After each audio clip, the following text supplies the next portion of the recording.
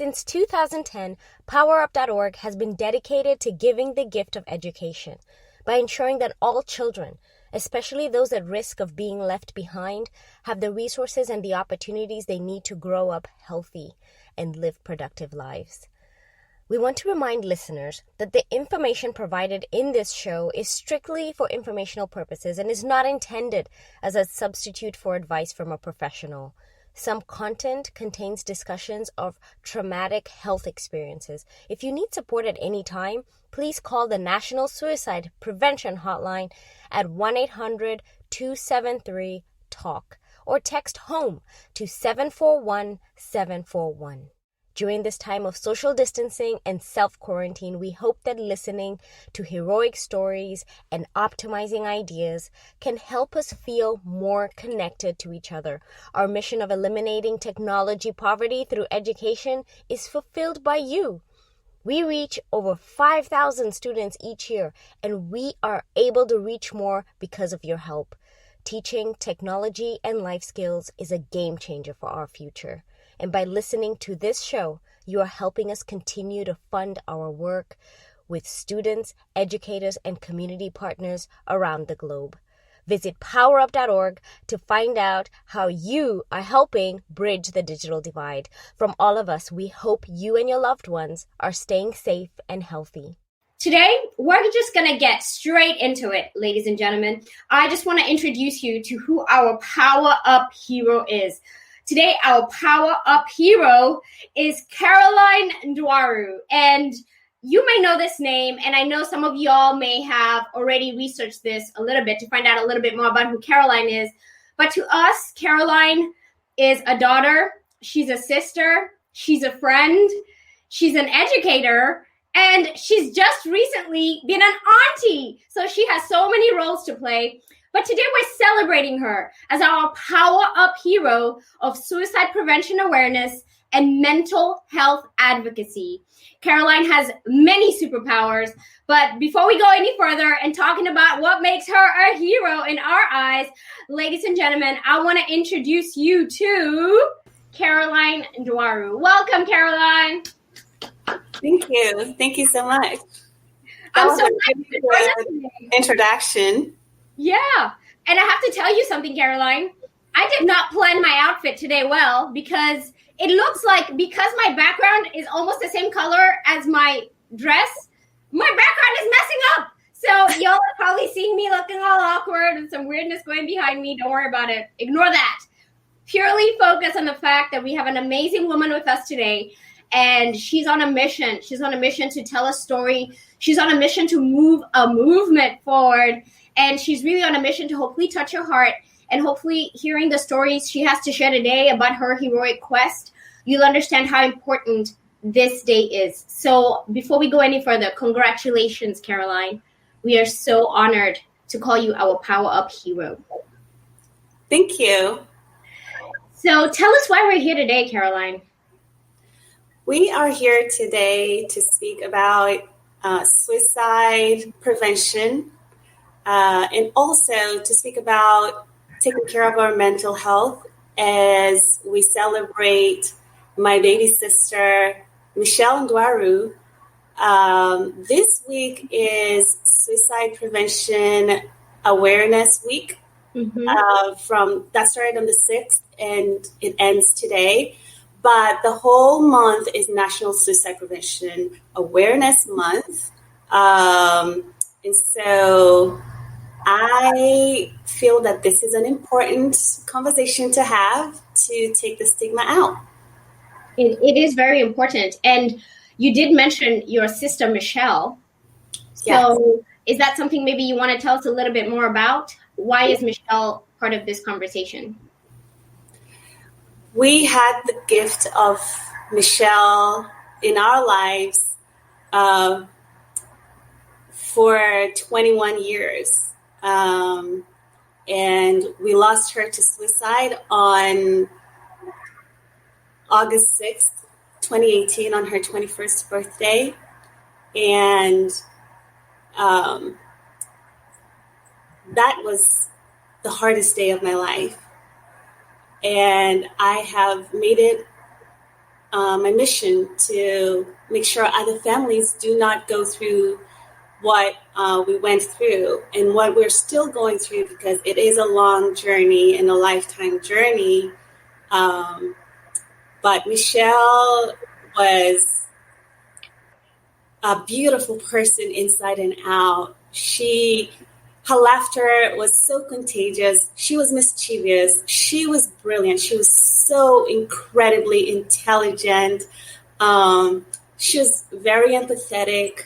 And you got to know Michelle as well. I did. Oh my gosh. Okay, so first of all, I'm going to bring Michelle into the show if you don't mind. I actually have a picture of her. So if anyone is wondering who we're talking about, this is Michelle.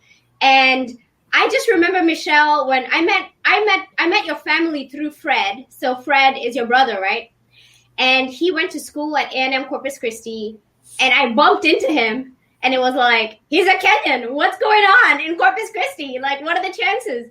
And then come to find out that he knew my cousin from back home. And I think you guys were neighbors with my cousin back home. So it was just like, oh my goodness. And then Fred even remembered that sometimes we would go spend the night at our cousin's house and then go to church the next day. All of us, all the kids, just everyone going to church. So I think we really built a little bit of a relationship with each other being here in Corpus Christi. But so I've known your family as when Michelle was little, right? When she was a little girl.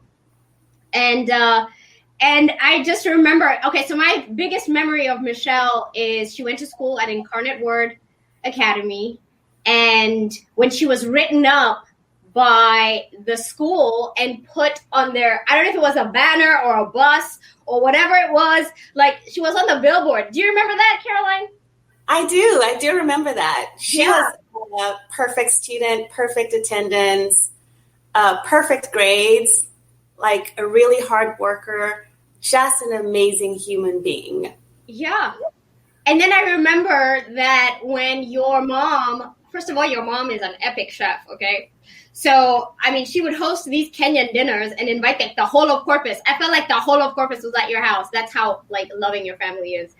And we would just be eating all this Kenyan food, and Michelle would be there in the kitchen. And so did she like to cook? I think that's what I remember, is she really liked cooking. She loved to cook. She is actually a published chef. Wow.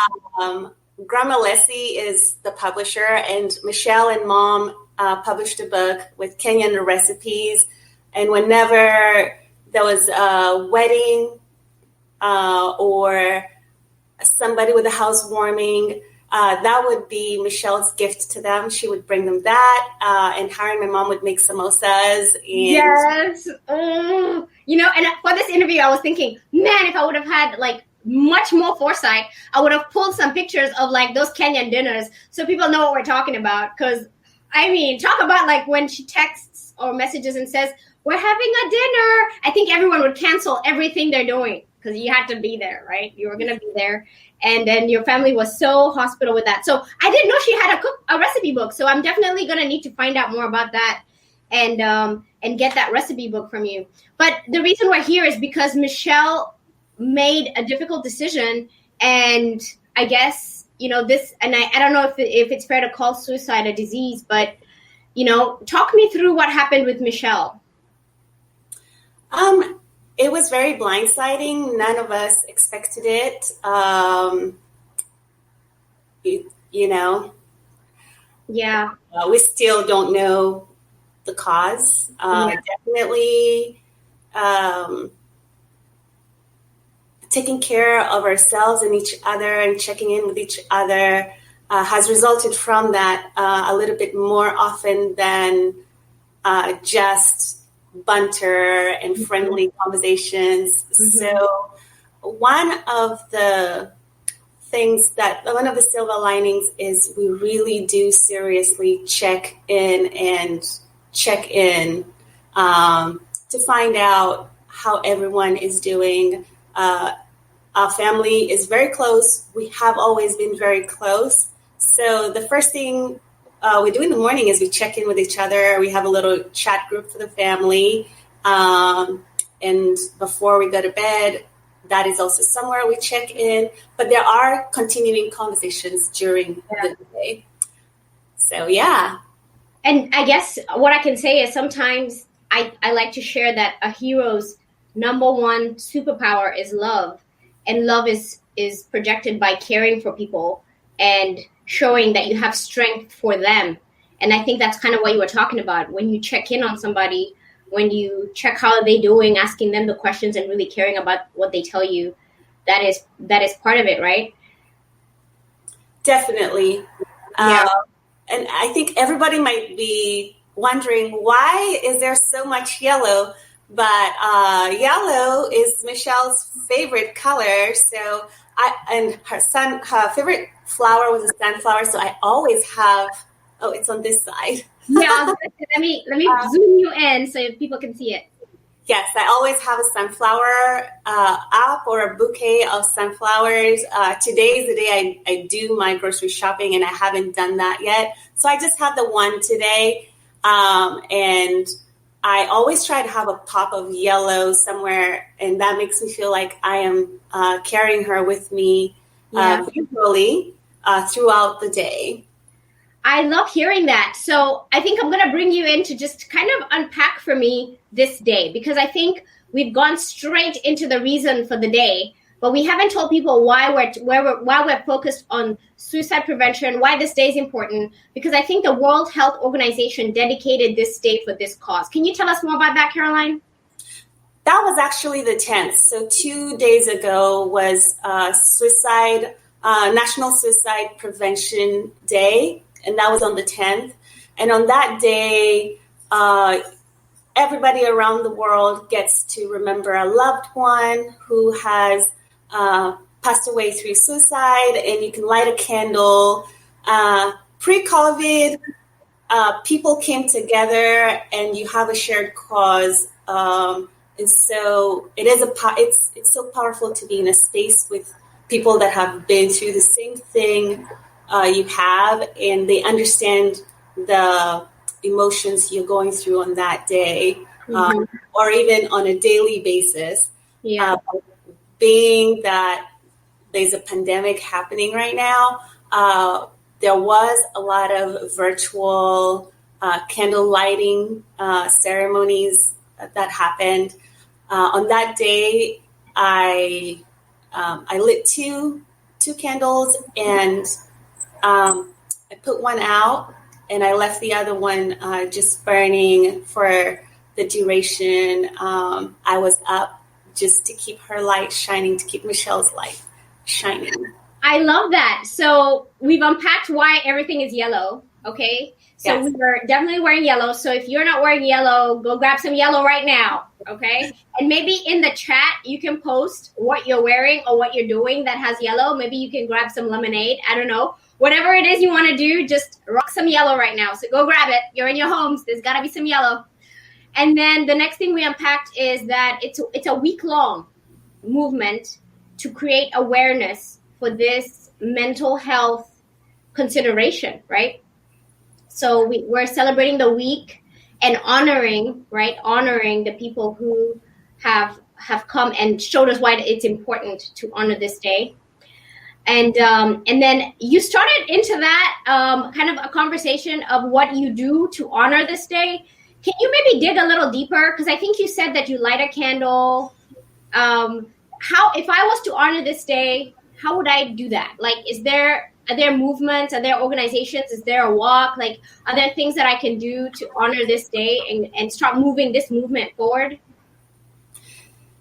This movement, as suicide prevention, is a daily thing. It's not just a week thing or a day thing or even the month of September thing. This is, once it has touched your life, it is every day.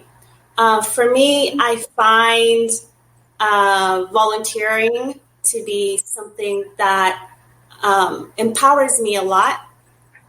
Because when Michelle passed, one of the things I did was I reached out to the American Foundation for Suicide Prevention, and they have this, it's called Healing Conversations. And before that, it was a survivor support function. And so what they do is they link you up with somebody locally that has also lost through suicide. And that is your person to any questions you may have, any feelings you may be feeling, any conversations that others may not understand. That is a person that guides you through that. They also give you a lot of resources for mental health practitioners that are specific to grief and suicide loss.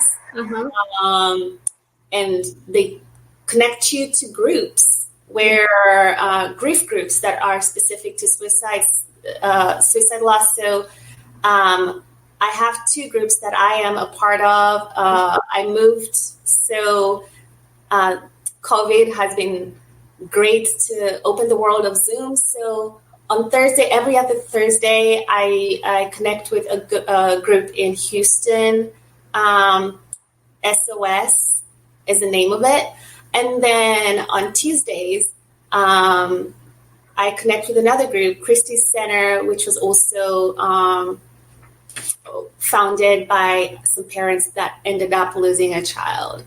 In addition to that, I am involved with my local chapter here for AFSP, American Foundation for Suicide Prevention, and I sit on 3 committees. The first committee I sit on is public policy, and this is a lobbying committee, and we talk about issues that we put faces to bills that are going to be passed and policies that are going to be passed. And so we get to meet with our state representatives as well as local representatives. I also sit on the education committee, and with this, I have done this. It is called Talk Saves Lives. And it is a training you go through, and you can talk to schools, you can talk to organizations when they invite you to speak specifically about suicide prevention. And funny thing, it also is not just specific to the States. In 2018, December, I partnered up with Depression Anxiety Kenya, a local group that was started by young people that have suicide ideations and also have lost through suicide. And because it's so stigmatized, they've taken it upon themselves to have forums every month where they connect with each other. I have also connected with LGM, which is Let's Go Mental. It's also a Kenyan organization. And it is a group of supportive women who are also struggling through depression, anxiety, have lost through suicide, and sometimes struggle with some of those thoughts. And then I also connected with a group called Mental Health Matters, and it's a group of practitioners. I'm still in communication with them. And they are really pushing that conversation to destigmatize suicide and also decriminalize it. In Kenya, if you attempt suicide and you are not successful, you are considered a criminal, and you know what comes with that. It's wow. raising a lot of mental health. Caroline, can I just say something? What? You've mentioned all these organizations, right? And I'm pretty sure after this, you're probably going to send me hopefully an email with all these links. I will. Because I'm pretty sure the listeners are like, how do I plug in? How can I find out more information about that? But the fact that you're mentioning, I didn't even realize this. There are places, and hello, I didn't even know this about Kenya, that suicide is criminalized? Yes. Wow. I mean, we're talking about somebody in their lowest of low. And what is the charge? Like, what have you done? you've attempted to take a life. So but the government has been really good about getting that conversation started, but there's a lot of pressure that has been put by a lot of these health practitioners, especially under the umbrella of the mental health matters. And so the conversation has started. This is huge. This is not even, I mean, the fact that I feel like I know things, and the fact that I didn't even know that, I'm embarrassed, first of all. Second, who do we need to go talk to? Like, this is ridiculous. Like, can we get the president, like, on this right now? Like, what is going on? Like, are you kidding me? Instead of surrounding these people with love? Wow. We'll sidebar this one and go back to understanding how that even just became even a thing. The conversation has started, and don't feel embarrassed that you didn't know about this, because education is an ongoing process, and the whole world, I believe the whole world is a classroom. Mm-hmm. So every day you learn something new, and you just try to make a difference wherever you can and leave things a lot better than you found them. My grandma always used to tell us that make sure you do whatever you're doing, do it to the best of your ability. If your job is to dig holes, dig the best hole you can. If your job is the president, be the best president you can. Whatever it is that you do, just leave things better than you found them. And that is something I carry with me everywhere I go. So today I learned something different, and that is going to be an ongoing conversation. Okay, so I'm going to do a couple of things. First, I'm going to share a slide that I was able to find. You may not know that I found this, but when I was researching Caroline Ndwaru, and for those of y'all who are familiar with this show, you know that I do a really, really elaborate introduction of who the people are. And this woman right here is like, no. This isn't about me. This is about the movement.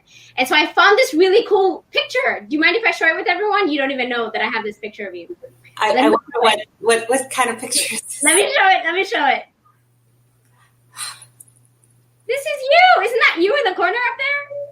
That is me in the corner. And this is a campaign that we did during COVID. A lot of the suicide rates have unfortunately shot up because you're in a closed, secluded world. And so this is something we did with my local chapter to let everybody know you are not alone. You can reach out. You can still do a lot of self-care and mental health, taking care of your mental health, even without connecting with people physically. Zoom, you can take a bath, you can make a phone call to somebody you haven't talked to. You can ground by taking a walk outside, and just nature does something to your soul that lifts it up.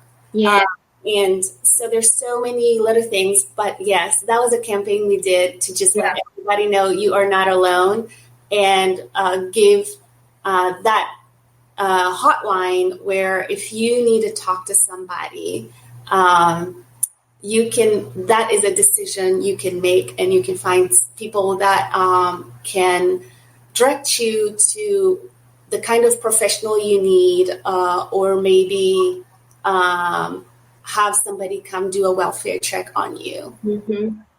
I love that.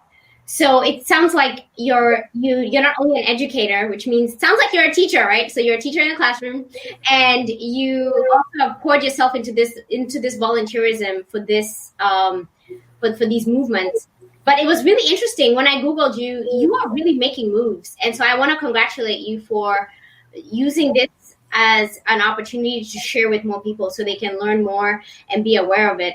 But we're just going to take a little break. And the first thing I'm going to do is I'm going to show a little video, but I'm also going to take care of this green screen situation I have going on that is not working out. So we're going to get rid of that so that we can move on with the rest of the show. Is that okay with you? That is okay. Yes. Okay, I'm going to share a little video. We'll be right back, everyone. Bye. You know that feeling where your thoughts scare you or make life tough? Sometimes it feels like no one else in the world has those thoughts or feelings. No one seems to know how difficult it is to deal with your feelings. And it's not easy to share your deepest secrets. You might think something is wrong with you. Or you might worry what other people think. And all of that makes your thoughts and feelings worse. Our culture has created this environment of shame. Until the 1960s, society sent people away if they had challenges managing their thoughts, emotions, and behaviors. Over time, we learned that we didn't have to be afraid. We learned how to help people get better. We became hopeful. But there are remnants of those images in our culture today. Which is why some people still feel uncomfortable talking about it. The stigma has taken new forms too. With more access to more people all the time, it can seem like the world is telling us it's not okay to be anything but perfect. The truth is, everyone has thoughts or feelings that can be hard to deal with. So why do we make it so difficult on ourselves by judging others who could be going through the same challenges we are? What if, instead of seeing labels, we saw people who are struggling and could be there for them so they didn't feel so alone? What if we looked past our fear of mental health and started to talk about it in a constructive way? What if, as a society, we used empowering words and healthy images to help people feel supported? Maybe then more of us could feel comfortable telling others when we're having a hard time. Maybe more people would get the help they need. And maybe one day we won't have to talk separately about mental health and physical health, but just health. The truth is, each of us has the power to change our culture. Will you join us? Share this video with a kid, your neighbor, a friend, and help us break the stigma of mental health.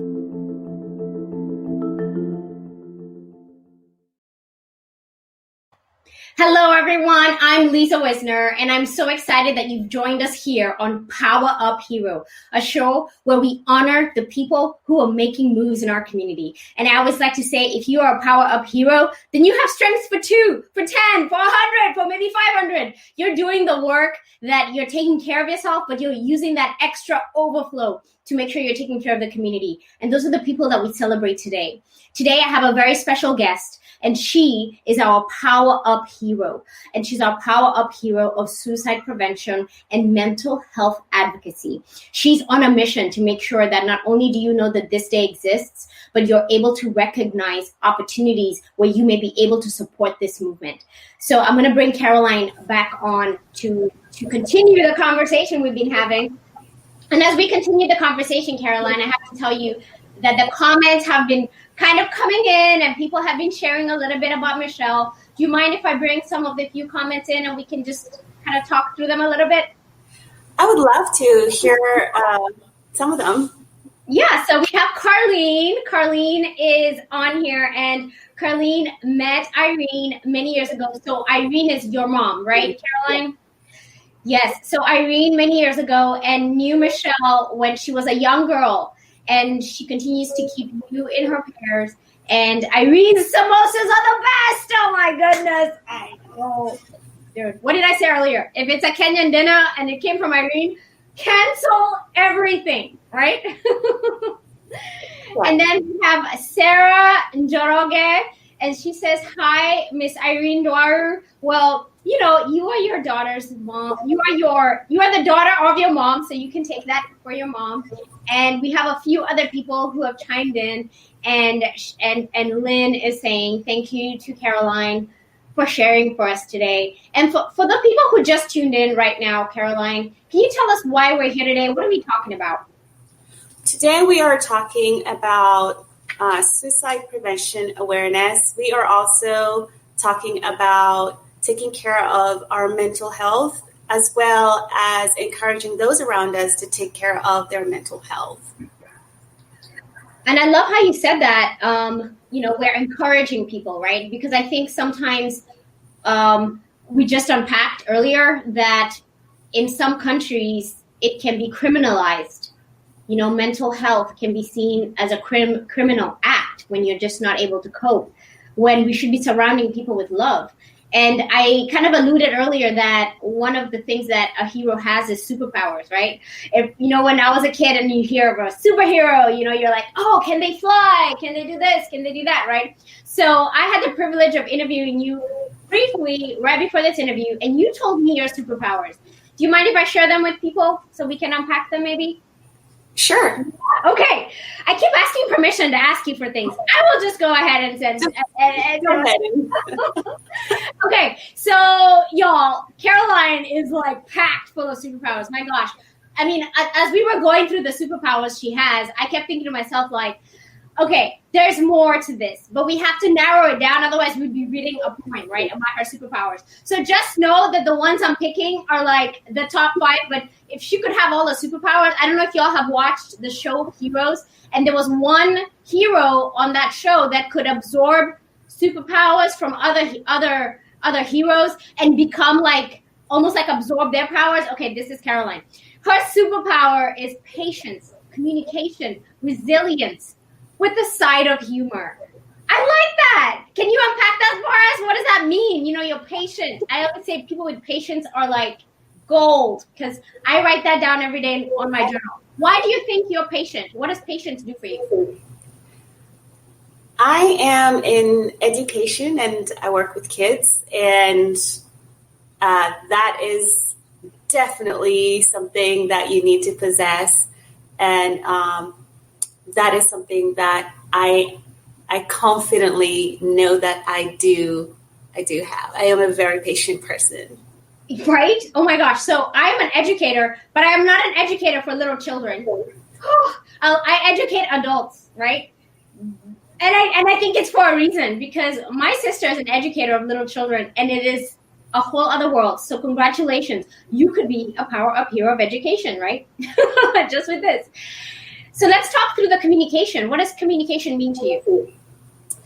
Communication means listening, and not just regular listening, active listening and hearing. A lot of people listen, but they don't necessarily hear what you have to say.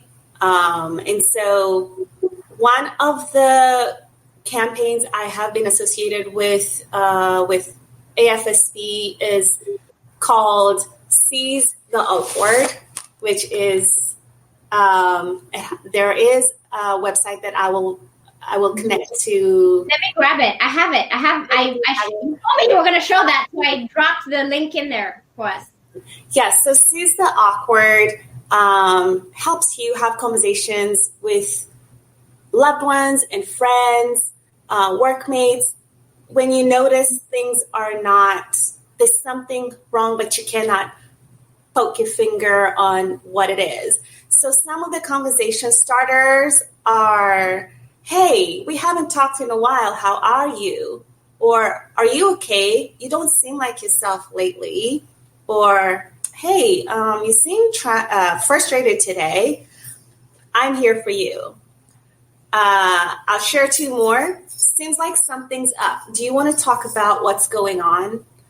And I'm worried about you and would like to know what's up so I can help. If you notice anything about all of this, they are very open-ended questions. They're not closed-ended. And I can tell you, if someone is going through something really tough, there isn't a wrong thing to, as long as you reach out the best way you know how, it's better than not reaching out. But this really helps you formulate a question in a way that is empathetic and in a way that once you ask it, just take a moment of silence and let the other person lead the conversation to where they want to go. Mm-hmm. And so this campaign was something that really drew me because of just the communication and the organization of it, because there's so many times as adults, our brains are just used to, they're used to a lot of complex information that sometimes when it comes to the really simple things, it's hard to just come back down to the basics and ask somebody something, or, but that is a good place to go to start a conversation. And there's guidelines on how to start the conversation, things to ask us follow-up questions during the conversations, and resources for after the conversation.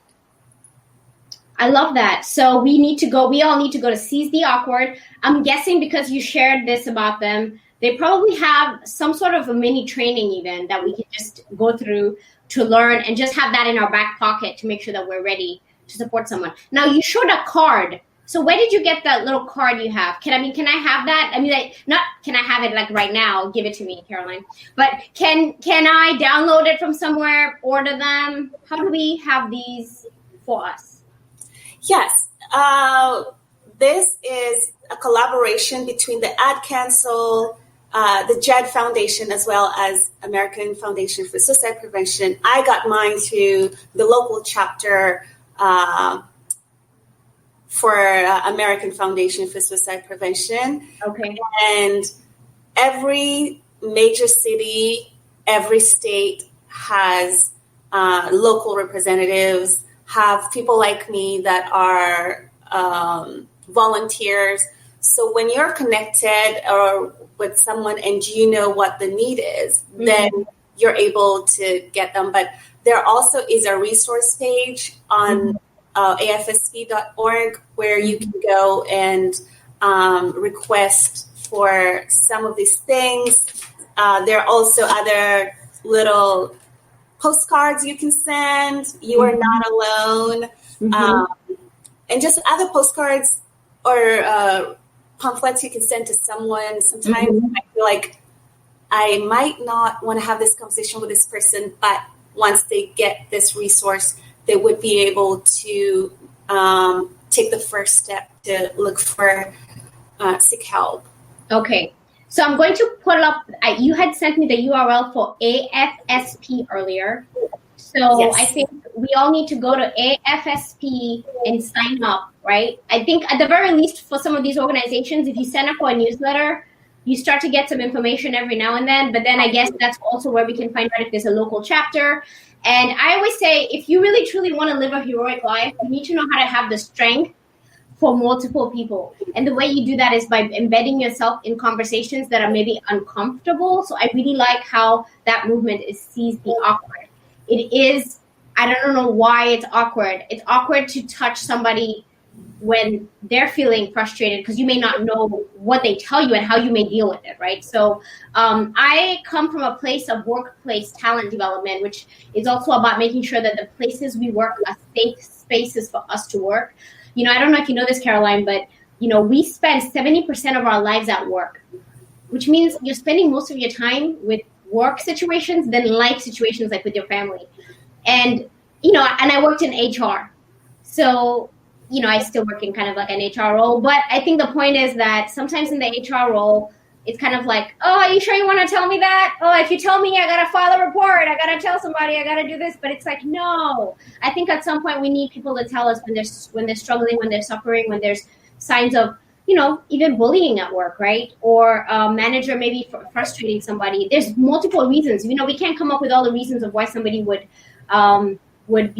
succumb to this disease. But I think we just have to be aware that sometimes the triggers are human, you know, triggers, right? Sometimes it was nothing anyone did, and sometimes it has to do with people. So I wanted to ask you, and this may be a difficult question for you, you know, in terms of people understanding, you know, you were sharing some questions we can ask people. Can you tell me maybe some of the things to be aware of when you see maybe, you know, the video that we watched talked about people changing and you noticing and being aware of that. Can you maybe tell me maybe if you know some of the tips of things to be aware of when you know somebody maybe that would not be good for us?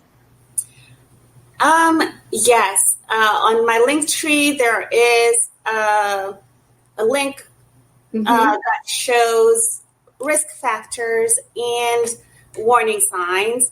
And I really like the video you shared that talked about I look forward to a day where all health is going to be all inclusive rather than separating mental health, physical health, emotional health, like just having it all under health. So there are some health risk factors like depression, anxiety, some other physical ailments that could be causing pain, some trauma caused by, to your brain. There are environmental ones, including prolonged stress, harassment, bullying. Michelle was actually bullied at her school. Some other things could be unemployment, relationship problems, a lot of environmental, and it does really list a lot more. The other risk factor could be historical. It could be past trauma. It could be genetics that you don't know about, or this warning sign is probably the one that I feel is more visible when someone's talking about killing themselves or feeling hopeless, having no reason to leave, or being a burden to others, feeling trapped. So there are other warning signs that are behavioral. Some are mood changes. The mood changes if it's somebody you work with for a long time or go to school with for a long time, or a family member. Sometimes you can notice those. And those include depression, anxiety, irritability, agitation, some like just a change from the norm. So that again, that is a link that is on my, that is connected to my link tree, and it goes a little bit more in depth for signs to look for. I like that. Thank you for creating this initiative, by the way. And if you guys don't know this, you can create your own. And all it is a collection of resources that you want people to have access to. So if you go to Caroline's link tree, you'll see that she has really put her superpower on there, which we unpacked, which was communication. So I really like the fact that that you exist, because being able to communicate is actually the number one strength in life, right? If you are the smartest person in the world, but you have no idea how to explain your like geniusness to people, then it doesn't exist, right? So I think you have the ultimate superpower, which is being able to communicate. But I think what you're doing with that strength is you're using your learning, right? So you learn, and then you learn how to like share it with people. So I need a postcard. I need to log into those websites, and then I need to know how to ask the right questions and follow up as necessary. The last of your superpowers is resilience with a side of humor. What is that about? How is that a superpower? Tell me about that. So with my superpowers, I don't know if a lot of people go through this, but I do. Sometimes when I try to think about, like when you ask me, what are your superpowers? I was stumped. I didn't know, I couldn't access that, because sometimes I feel embarrassed when people are saying nice things about me, or, so I reached out to some friends, some people I have worked with, and some of my friends who are family, and I asked them, what is my superpower? And this one came from my friend Erica, and all of what was shared was really true and resoundingly true. So I have been able to be resilient after such a traumatic loss, because of work that I have put in with my therapist, with the grief groups I attend, with gratitude. I have a gratitude journal, and that has been so a big part of my healing, which is going to be a lifelong healing journey. It's not something that just happens overnight, because grief has different waves and different cycles. But I also am very mischievous, and I have a sense of humor. So as much as I'm doing something serious, I do like to inject a little bit of that to maybe soften, not really soften the blow, but make it more palatable, especially with such a heavy subject. Mm-hmm. And I find no matter what kind of day I'm having, if I find something to laugh about, that brings me joy, and it also elevates it elevates my mood to a place where it decreases that thought of anger, sadness, loss. So I always try to think about really great memories that Michelle shared with us as her family, and also as her friends, because it is not all the time that your family members are your friends. And I can tell you, all my siblings are my friends. So even if we were not siblings, we would still be in each other's lives as friends, because they're really good humans, and I really gravitate to good humans. And that is my resilience and a sprinkle of humor. Some humor in there. I love hearing that. Gosh, I feel like this interview could go on for like 2 days. And, the reason I'm saying that is because, you're talking about your family, and I know a little bit about your family, and I'll never forget. So Caroline, we would have these parties, and like, you would first of all show up like, you have like a really good fashion sense. So let's just put that out there immediately, right? So you would show up like, yes, I'm here, everybody, you can start partying, right? And that was kind of like the presents you brought, but it was also done in the sort of way that it was humorous / real, And I really like that about you. And I feel like, the fact that you came on the show today and you're standing up really strong, I think part of your story is your resilience is about, at least from what I'm hearing, I don't claim to know anything, but the point is I'm hearing that you're saying that you're strong when you need to be strong, right? So like right now, you being strong and telling this story is maybe for somebody who may need to hear this now so that they can work through what they're going through. Do you understand what I'm saying? Because I think there may be people who just don't even want to look at the situation, right? Do you hear what I'm saying? Like in terms of your resilience, like you being a superhero of that is for other people as well. Like you have strength for other people. I get my strength from my family and connections that I have created around me. But I also want to say something about strength. Sometimes it is misconstrued, and some of the people that are the strongest people around you are silently suffering. Michelle was that strong personality, that person that was always so joyful around us, that person that could just tackle any problem you brought to her, she would problem solve. So that's something we have in common with the problem solving.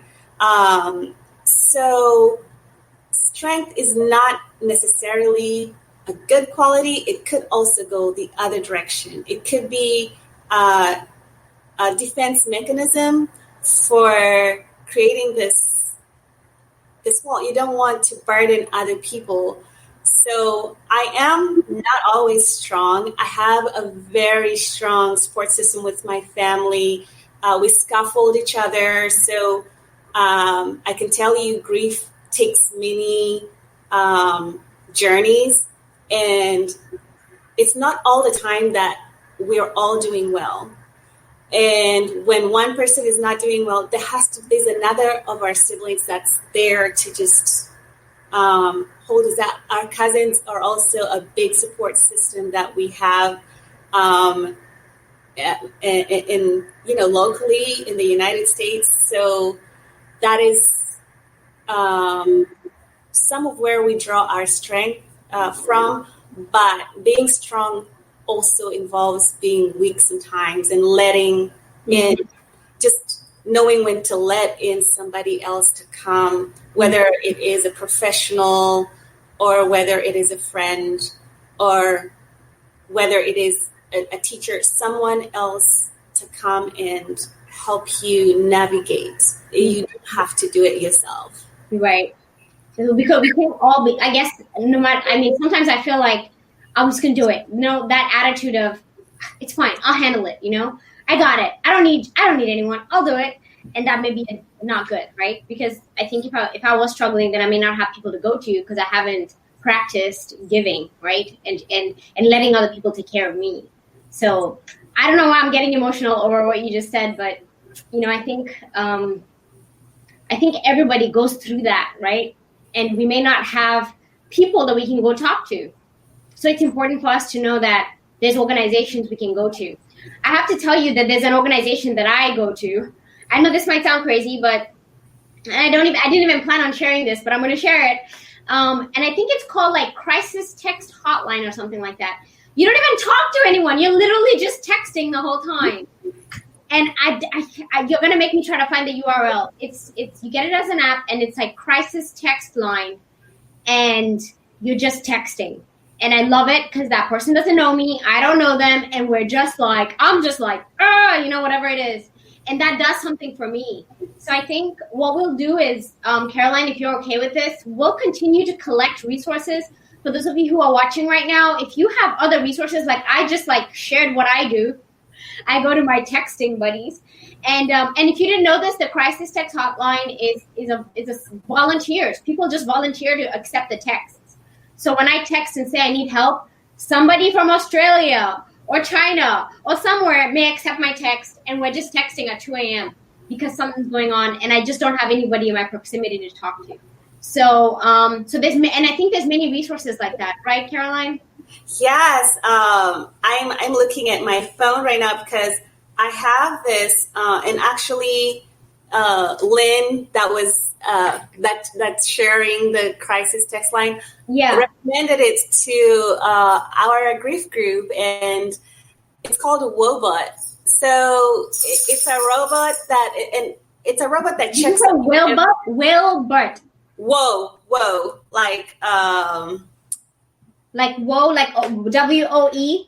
Yes. Mm-hmm. And so what that every specific you can create where a time when the robot checks on you, Oh. And that was really good for me. I used it a lot during when quarantine was going on seriously and social distancing, and you couldn't leave and go to other places. So in between my therapy sessions, I would go because it checks on you, like, how are you doing today? According to how you're doing, it sends you resources. Yes. Got it. That's it. And it, and there is something cathartic about getting it out of your system. Yes. Because like you said, we don't come from a culture where we come and just tell our business to everybody, and then you don't want to burden your loved ones. So that anonymity does something. It gives you like a little bit of a bubble of protection, assumed protection. Yes. That you're just able to let it out. And once it gets out of your system, that is something that is very healthy for self-care and just for interacting and communicating with other people around you. Yeah. So, yeah. Gosh, I almost feel like, God, I was like, this show's about you, and here I am, like, telling myself. But honestly, like, you have to know that sometimes it just takes one moment for somebody to make a decision. So everyone needs to know what are the resources you need now, because you don't know when you're going to go through something tough. And when you're going through it, you're not trying to find help. You're just going through it, okay? So I think right now our most important thing we can do is find out if you saw yourself in a situation where you may be wanting to succumb to this disease, what would you do? Do it now so that you're ready, right? You've practiced the movement of how you would text crisis text line. And thank you, Lynn. And maybe download that what is it, the Wobot? Download it now so that like you're ready. Do you know what I mean? Like practice for when you need it, because you don't know when you'll need it. Like I always say, life is unpredictable. And sometimes you don't know whether it's something bad, or sometimes the surprises are good surprises. But it may be something really bad, and then at that moment you're so stuck in your like cycle. I think our human brains are set up for good and bad things. We replay things like movies and we create situations that don't exist. And you may be in such a bad place that you don't know what to do. And if you haven't played that movie of how to get out of it before, you won't know what path to take. So do it now. Do it now and think about when you may need help. Because I know I've needed help. So we all do. We all need help. And we can't pretend like this human existence is like all like roses and like candy every day. You know, being a human means you're going to suffer. So and every now and then some of us just can't take it. So we just it's just like anything else, like you said, Caroline. It's health, and so it's not about mental or physical health. It's health. So let's just treat it as such. And if you think that you have physical health you need to take care of, people are like, I'm going for a run so I can work out. Well, then let's talk about our mental health, right? A couple of things you mentioned earlier, I'm just going to touch on them, is taking a walk. Maybe some people may tap into meditation, right? I think I like dancing. So like I'll turn on some music and I'll just dance in my office like a crazy person, if you know what I mean. Singing out loud, and I don't know if you want to share other things, maybe you do. But actually, Caroline, before we do that, let's move into the 5. Let me take my comment out there. Let's move into what I call the fast 5 finger favorites, if you don't mind.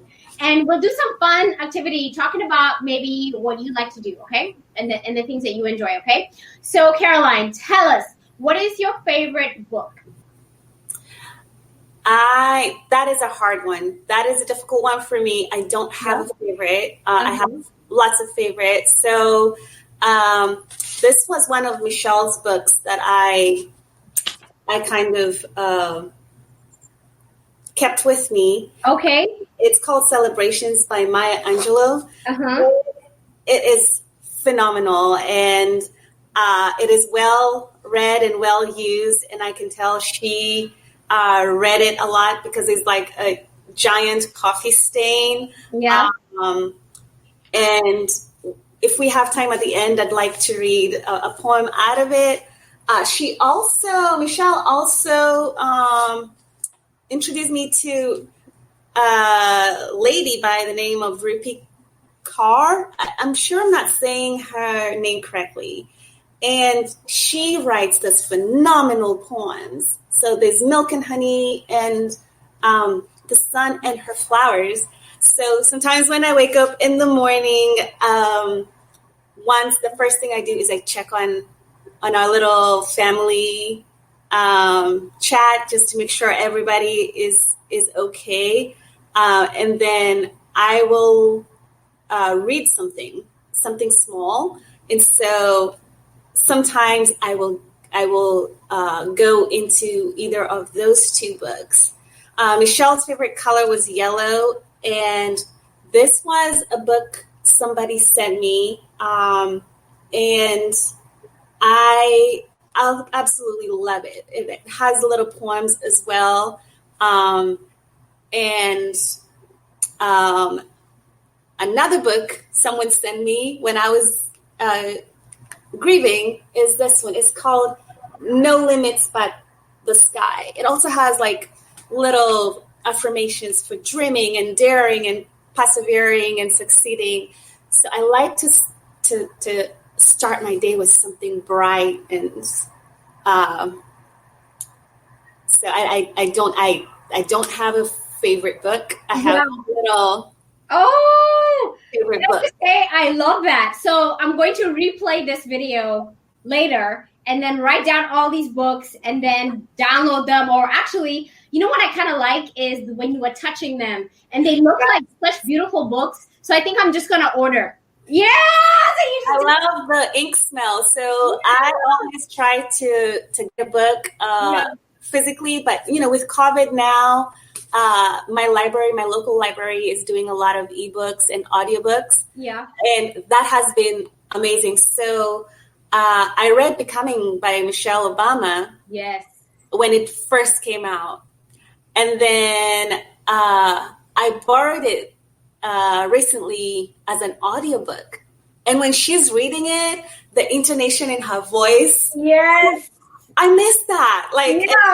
And you look in the book and like, that was there. Like I did get that. So the author's emotion is very much in it. And it's like a podcast, so you can clean or cook, or you can multitask listening to those. So speaking of I don't know how you said it. What was the word you used? Intonation. So like the way the voice goes up and down, and tone, and I guess inflections. I guess I say inflections. I need to know. Or that word of the day, y'all. What is it again? Caroline, tell us.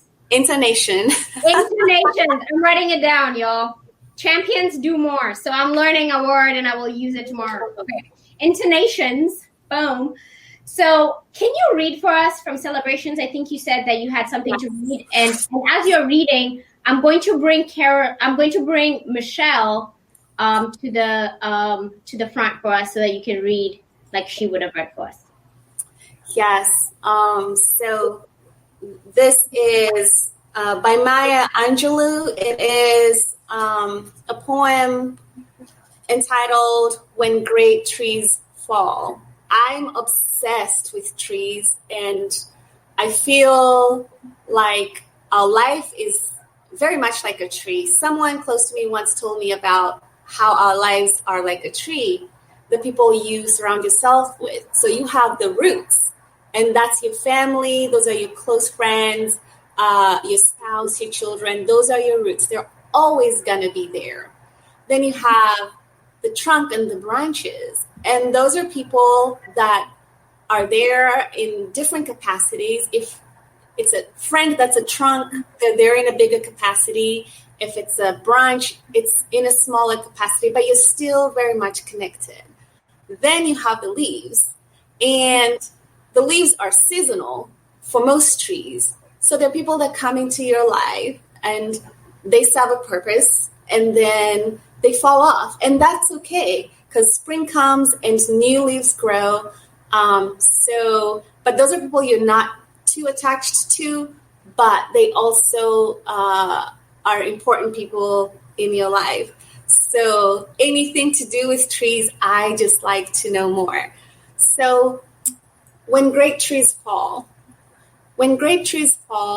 rocks on distant hills shudder, lions hunker down in tall grasses, and even elephants lumber after safety. When great trees fall in forests, small things recoil into silence, their senses eroded beyond fear. When great souls die, the air around us becomes light, rare, and sterile. We breathe briefly. Our eyes briefly see with a hurtful clarity. Our memory is suddenly sharpened and examines, gnaws on kind words unsaid, and promised walks never taken. Great souls die, and our reality, bound to them, takes leave of us. Our souls, dependent upon their nurture, now shrink, wizened, our minds formed and informed by their radiance far away. We are so much maddened as reduced to the unutterable ignorance of dark, cold caves. And when great souls die, after a period, peace blooms, slowly and always, irregularly. Spaces filled with a kind of soothing electric vibration. Our senses restored, never to be the same, whisper to us, they existed, we can be and be better, for they existed. I am better because Michelle existed and still exists. I feel her spirit often. Caroline, that was so beautiful. I have to bring Michelle back to join us because, wow. And are you saying, so you anyway, I guess from my perspective, I feel like, where we were unpacking your 5 finger favorites, and I think we're sort of unpacking Michelle's too now, right? Yes. Yeah. I love it. Okay. So moving on this thread, I'm forgetting what we're doing here. We are going through the fast 5 finger favorites, and the next is your favorite movie. What is your favorite movie? Right now, I don't have a favorite. That changes as I evolve. But I've been watching a lot of Chadwick Boseman's movies, so I have rewatched, obviously, Wakanda Forever, Black Panther, and a few others, especially on Netflix. And I just love how thoughtful he was with the content he chose to present to us.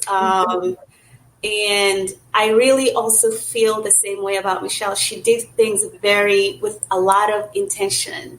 And so movies with intentions, I love and geek on documentaries, especially about health. Yeah. Because I'm not getting any younger. Yes. 40 is going to be here for me in February. And so I want the inside to also look as good as the outside does. Yep. I love it. Okay, so my really good friend, Maxie Dennis, I'm bringing her into the show. Welcome, Maxie Dennis. We're so excited you're here. By the way, you are a PowerUp hero, and we just need to interview you already.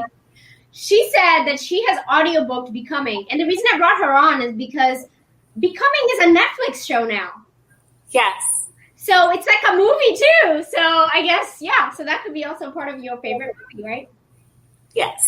And we have somebody who asked about the title of the book. So we have Ndwaru asked what was the title of the book, and I'm guessing it's Becoming. Oh, that's the Michelle Obama one. Right. But this one is Celebrations by Maya Angelou. Perfect. And then I see that Sarah Njoroge replied. And then we have Wanjiko Caroline, and you may know who this is. She says, love you, Shiro, because, she's calling you by a nickname. I'm going to bring somebody else in who said something, which was a good point. And Lynn said, good point. What others see on the outside might not be representative of what's happening on the inside of a person. Strength can be a defense. We need to learn to be vulnerable. Thank you so much. And then we have Cheryl who said, thank you so much for providing this information and sharing your experience, Caroline. Thank you. I'm going to ask you again, fast 5 finger favorites. What is your favorite song? Again, I'm a child of the 80s, and so any song that's 80s, I absolutely love and geek on and dance to. Okay. But I am really loving Memories by Maroon 5 because I love that really reminds me of, all the good that Michelle shared with us for the short time she was here. So that's a song that I've been looping. But there are also some other songs that I like, songs with a positive message. In the morning, I play some of those. A lot of Lauren Daigle, just sometimes even Katy Perry. Oh, yeah. Something that lifts up your... So excited. You're ready to conquer the day.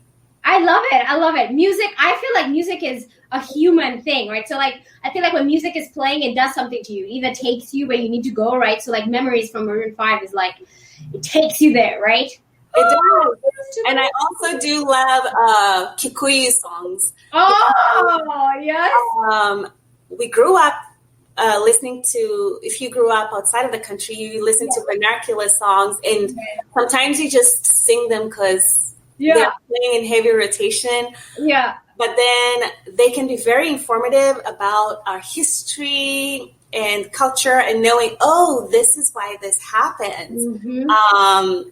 Everything has a reason. So yeah, I'm beginning to really love some of those old Kikuyu songs that talk about a lot of the culture.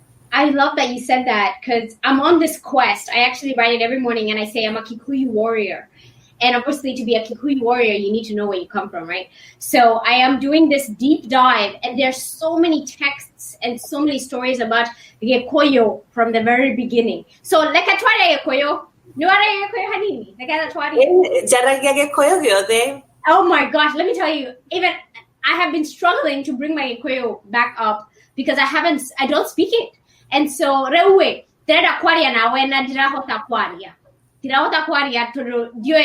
know how to put the words together. I know what I want to say, and I don't know how to put the words together. So say something about mental health in Kikuyu, if you can. Oh, wow, this is stumping. I know, and I'm so sorry. We don't have to, but I know part of my wa meshiria nekedo kiegamuno. So that was taking care of your mental health is something very important. That's good. I love how you said that. See, I would not have been able to say that. So somebody else who can come in and just and remind us how to speak Kikuyu. I've lived here 20 years, and here I am forgetting my Kikuyu. Don't tell my mom.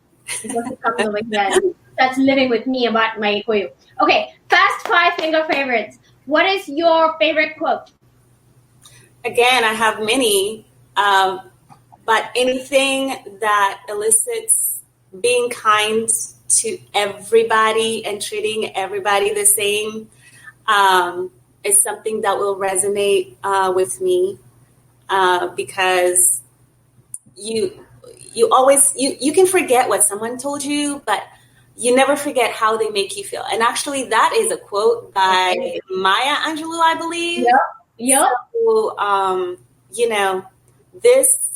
this people that have gone before us were really, really, really brilliant. And I feel like there's a Ngoge Wathiongo one that I am forgetting, but I will post it later. But Ngoge Wathiongo recently, he's written he's a literal giant in being an author, and he recently won an award, and I was so proud of him because he gave his thank you speech in Kikuyu, and that really comes full circle with you really know. You need to know where you came from to know, where you're going, and carrying all these lessons you've learned along the way. Yes. And you know what? I'm so glad you said that, because the more that I'm digging into my Kikuyu heritage, the more that I'm realizing, who I truly am. And I know it sounds silly. It may sound cheesy, but for real, I almost feel like everyone, you need to do this. You need to just go and dig deep and start understanding, where do you really come from? And find that strength. And then when you show up, you go, do you know who I am? Like when the situation comes and somebody's trying to come for you, and you're like, dude, you don't even know what is in my heritage, right? You don't know which shosho, or for me, my wakengongo has poured blessings into me to be the person I am today, have given me the platform that I can only move ahead. And how dare I see now myself moving forward. So so much strength for that. And we have some really great affirmations coming from Maxi, Dennis. Again, thank you, Maxi. And we have Ndwaru, wow. Korea, Amobi, yes, we are of Mombi. That's right. So we're very excited for that. Last but not least, I'm going to ask you a question about your morning routine. You kind of shared a little bit about it earlier, but Caroline Ndwaru, we're so excited because you're here with us as our Power Up hero, a Power Up hero of suicide prevention and mental health advocacy. We've already unpacked that your superpowers are patience, communication, resilience with a side of humor. So Caroline, tell me, how do you wake up in the morning? If you had a perfect day, what would your morning routine be? Now that school is back into routine, school is back open, I do have a routine in place. So I wake up and I check in with my family, which is super important for me. I want to make sure everybody is okay for the day. Then I will read something from one of the books that I shared, A Sun and Her Flowers, Milk and Honey, No Limits at the Sky, and also this little book. It is called My Little Book of Promises, and it has a few Bible verses for different things. And then I go and turn on my kettle. And depending on what I'm feeling that day, I either will have hot tea, obviously from Kenya, or hot coffee, obviously from Kenya as well. My dad and my niece make sure I have a regular supply of that. Every time somebody visits Kenya, I do get a little care package with tea, coffee, and spices.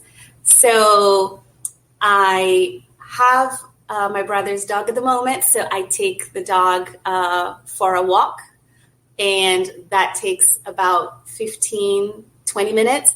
And at this time, I am meditating and reflecting on what I want my day to look like, and maybe thinking about some things that were incomplete from the day before that I need to take care of, but just preparing my brain for what is to come for the day.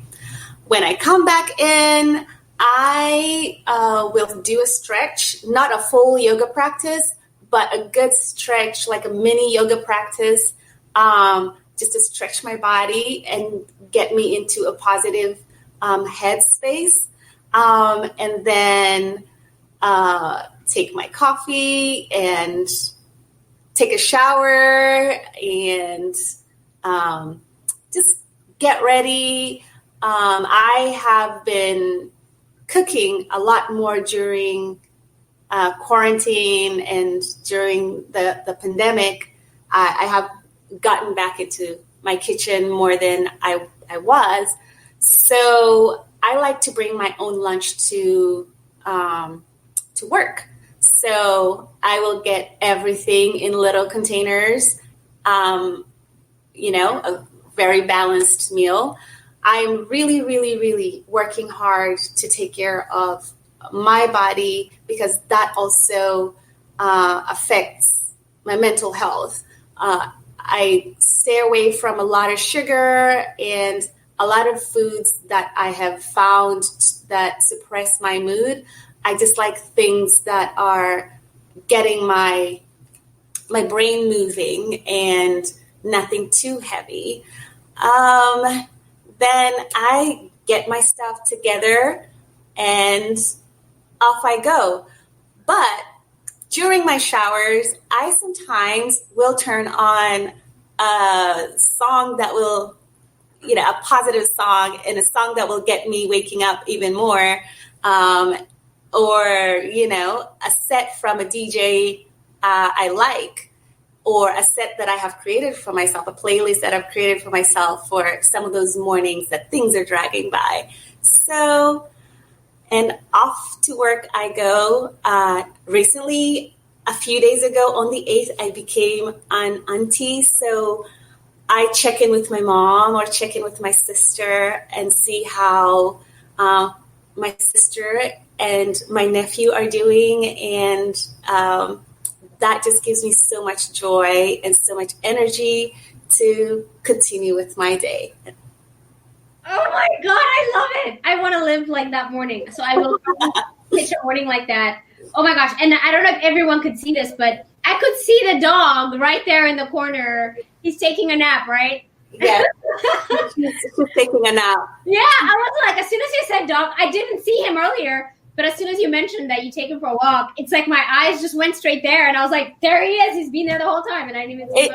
She's a girl, and her name is Asali. And Asali means honey in Swahili. So. Oh, I'm sorry, girl. I'm so sorry, girl. Okay, Asali. Yes, and she will be getting a treat because she's been such a good girl throughout this. Oh, okay. Was she supposed to be interrupting and she's really good? I'm very proud of her. Part of the show, right? Yes. Can I say something? One of the interviews I did before yours, one of the people mentioned that he really enjoyed having his animal, I guess you could say, right? So animals, dogs, cats, whatever it is, they almost like ground you, right? So it's almost like they don't have all the distractions of human life, right? So they can just bring you back to reality. And so it was really nice to hear you say that, you take her for a walk and that's your meditation time, and you're centering yourself to becoming part of the universe, right? And I feel like sometimes we have to connect back to the universe after we sleep, because that's where you channel your intuition from. Absolutely. Yeah. I love it. I love it. Okay. So that's a really great morning routine. I really love it. And I really hope that we can all be as intentional as you are. I love the books you shared. So I'm definitely going to be pulling those books into my, I guess you could say, arsenal, because, every now and then we have different books that we stack on our bedside or on our desk or wherever. And it's just good to have different options, because you don't know when you'll need it. Remember, guys, you're getting ready. You're getting ready for the challenge when it comes. You don't get ready for the challenge when the challenge is there, okay? You get ready for the challenge when you're all smiley and you can get on Amazon and order these books, because when you're going through it, you're not going to be wanting to order celebrations, okay? Yes. So go get it now. I want to bring in your sister. She's watching right now. Hi, Jackie. Nice to see you, Jackie. Thank you so much for being here with us on the show. So we've sort of reached the end of the show, beautiful. How do you feel right now? Is there anything I didn't ask you that you want to share with us? Yes, I want to share about a walk.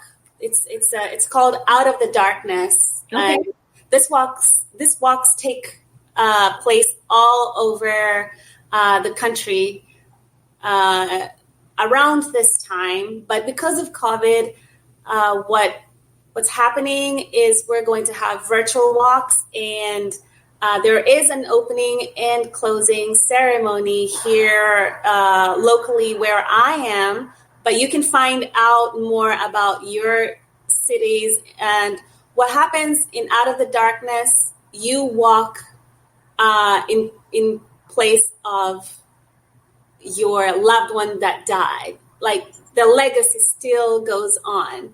And I have participated for the last 2 years, and I actually did walk in Michelle's shoes, and her legacy still goes on. Her death was not in vain. I pray that this never happens to anyone else in our circle or in y'all's circle. So this year, we are going to still be walking in our neighborhoods or a park or any place around you, and everybody will come in and say how many miles they walked, and we'll tally them for the whole of the United States and also for local chapters to see how many miles we walked for our loved ones. And I do have a donor page if you would like to donate to American Foundation for Suicide Prevention. They put this together. I'm part of the committee locally here. And so this is a good thing to connect to, because you get to see other people, and it lets you know you're not alone, because you do not want to be a statistic. There is always another choice. And I'm going to say that again. There is always another choice. So reach out. There is always another choice. Behind the scenes, I was very rapidly grabbing some graphics. So I'm going to show a picture of a walk that was going on, out of the darkness walk, right? So, yes. And you said that you physically put Michelle's shoes on and you walked for her. Yes, I wish I would have grabbed them, but she has these chacos that she wore all the time. Yeah. And actually, a fun memory, a lot of fun memories. So my sisters and I, we're 4 girls, and then there's Fred, our only brother. So all of us, all the girls, we wear the same size of shoe. And we're kind of almost all the same size. And so there's a lot of shopping that happens when my sisters come to visit me. And there's a lot of trading of things that we do. So I decided to keep her shoes and walk in them. And I kept 2 pairs.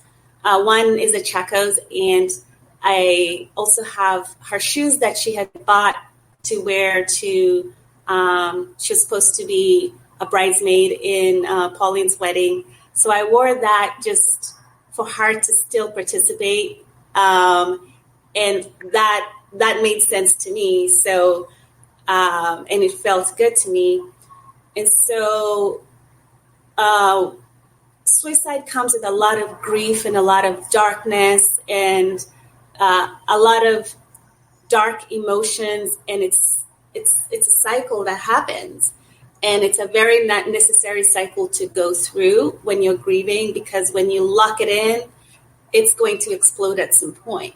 So just go through it. I think about it like maybe buffalo. Buffaloes have this thing where when it's raining and storming, they will run into the storm. And I guess for them, the storm will end faster if they do that. That's kind of what grief kind of is. You will come out on the other end, but you have to go through it the first time, the first cycle that comes in, for your brain to know, I will emerge from on the other side. And whenever other things happen to put you in that space again of sadness and anger, and you know, I will be able to get out of it. It's not something, this is not the end. You just know this is just a comma or a semicolon. The sentence is not over yet. So you bring light to that person's memory, and that's why I love the Out of the Darkness walk so much, because it is something that mentally puts me in that space to bring my body and go to the other side. So from when I start walking to the end of the walk, I think it's usually a mile or 2. And at that time, you're just meditating, remembering good memories. I will wear something that was Michelle's. This was her necklace, so I wear it sometimes just so I can bring her with me wherever I go. And that brings comfort to me. And it might not make sense to anybody else, but this is my journey, and I honor my journey on a daily basis. Wow. When I said, do you have anything to share that you didn't, I was not expecting that. That was like a whole other interview that I want to unpack all the stuff you shared. So I've never heard of this walk before. So I think here in Corpus Christi, we have a lot of work to do. So we need to make sure that next year, whenever this walk happens, does it happen like during this time? It happens during this time, and I can connect you to your area director. Yes. And what they do is probably you would be able to do it at Texas A&M Island. And so it's such a great thing. And yes. Okay. Perfect. So I'm definitely going to plug into the Out of the Darkness walk, and I guess just tap into the resources you shared. Make sure that I'm prepared for when somebody needs me to have strength. So I'm ready, and also for myself, right? I think sometimes we have to know that as much as we're strong for other people, we have to be strong for ourselves, and we can only serve from our overflow. So we have to take care of ourselves, right? We Absolutely. have to make sure that we first love ourselves so we can soar. So we can soar and fly. I have to tell you, I absolutely love all the pictures of you. I have a couple of pictures of Michelle. So there's this picture of sisters. And then there's this beautiful picture of you guys. Just this beautiful, I guess you could say, tapestry of beautiful women. And then we have this one picture, which I absolutely love, which was a post. And look how beautiful Michelle is. She's absolutely gorgeous. Always was something yellow. And this was actually a video. Mom and Michelle were coming from church or going to church, one of the two. And Mom had to stop because there's a squirrel crossing the road. And Michelle got Mom like squealing, "Ooh, a squirrel!" So I remember this. It was just so funny. Yeah. You know, that was one of their shared experiences. On Sundays, they would go to church together and then go to lunch with Grandma Leslie. So I remember this really well. And at some point, her name on Instagram was Shelly Cakes because she wanted to open a bakery from when. This is a name she came up with when she was around 6 or 7. And there are drawings of the cupcakes she was going to make. Like she drew the cupcakes and she drew like, and those are still at Mom's house with all her other artwork. She has a huge portfolio of prints. I remember that. I remember her art talent. Yes. Very much. It was very she evident. Was both left-brained and right-brained. Like, I mean, what a loss. What a loss. Yeah, you know, and I remember it. I would think to myself, first of all, she was like the smartest kid in class every time. Member and president of every club. And I would think to myself, like, if there's somebody who's going to run this world, you know, when people say the first president, the first this, the first woman too, that was Michelle. So I'm just grateful that I got to know Michelle as she was and see her light and share this little special time with you, Caroline. I really appreciate you being with us here and sharing with us just a little bit about not only what you've gone through, but how we can all support this movement, right? Of being heroes. We all need to be heroes of suicide prevention and mental health advocacy. We should all wish to have that hat that we wear. So in closing, I'm just gonna, I don't know if you mind, I'm going to bring a video that I know that you've seen before, but I want to play it for our audience today, okay? Okay. All right.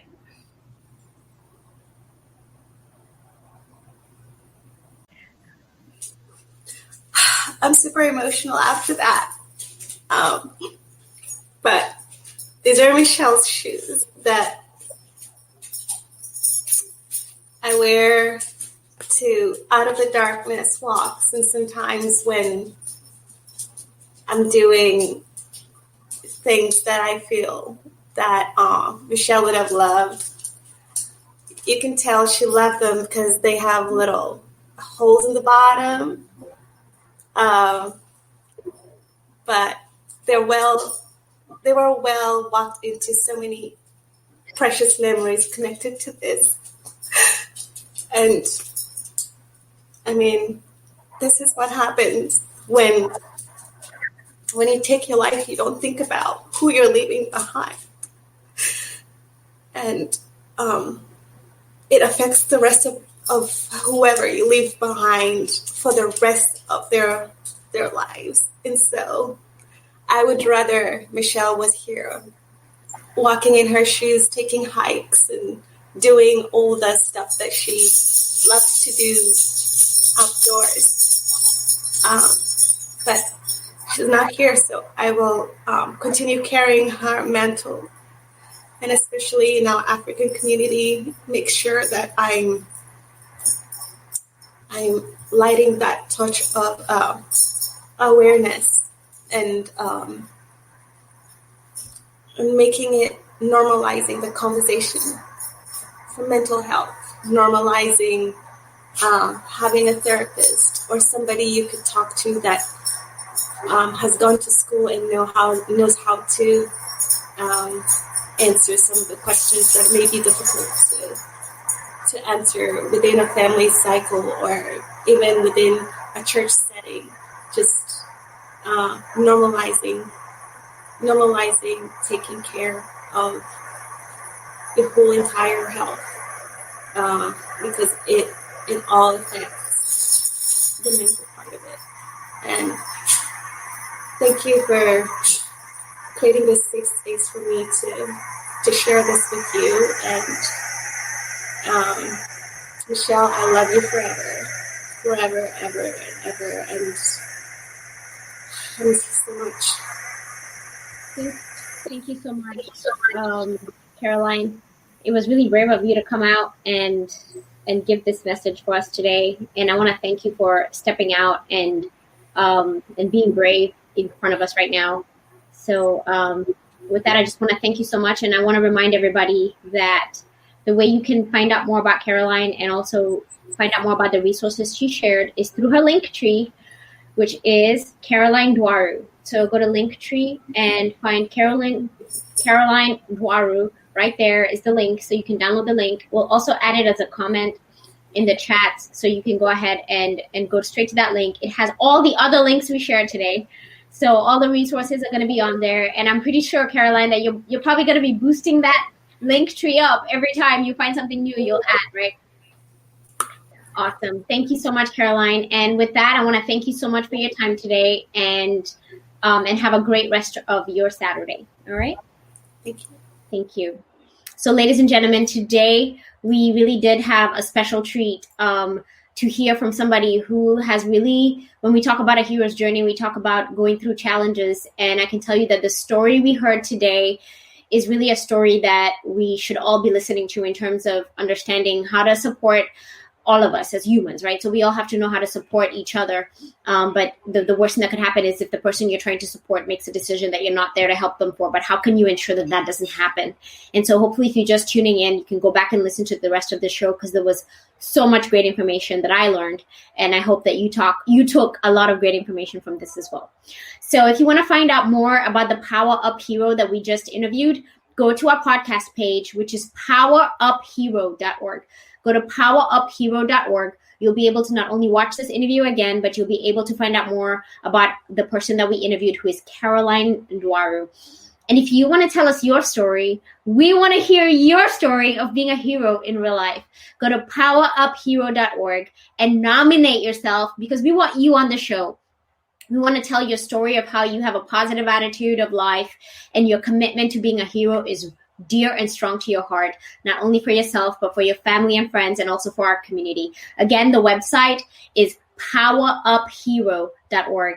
I'm really excited that you're with us on this journey. And I'm even more excited because we've had so many people subscribing to our shows and wanting to find out more about what we're doing. And that's because of all of y'all who are already subscribed and who constantly share this. So if you can think of a person or people or a community that would benefit from the information we shared today, share it. Tag somebody, like it. Somehow or another, the information that you see and you like, other people will find out about it.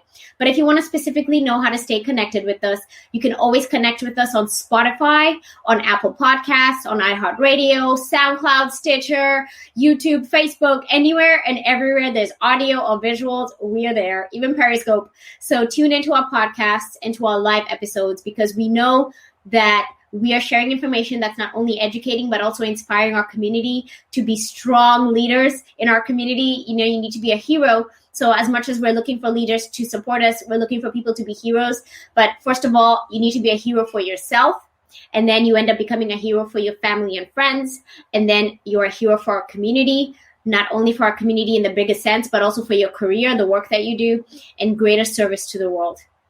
I hope you took this message today to heart, and I hope you reach out to those resources when you're feeling good right now, so that when things go tough, you know exactly where to go.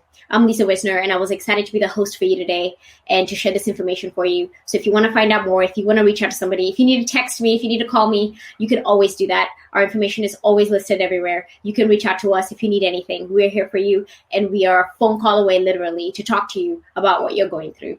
I hope you have a great rest of your day. Bye.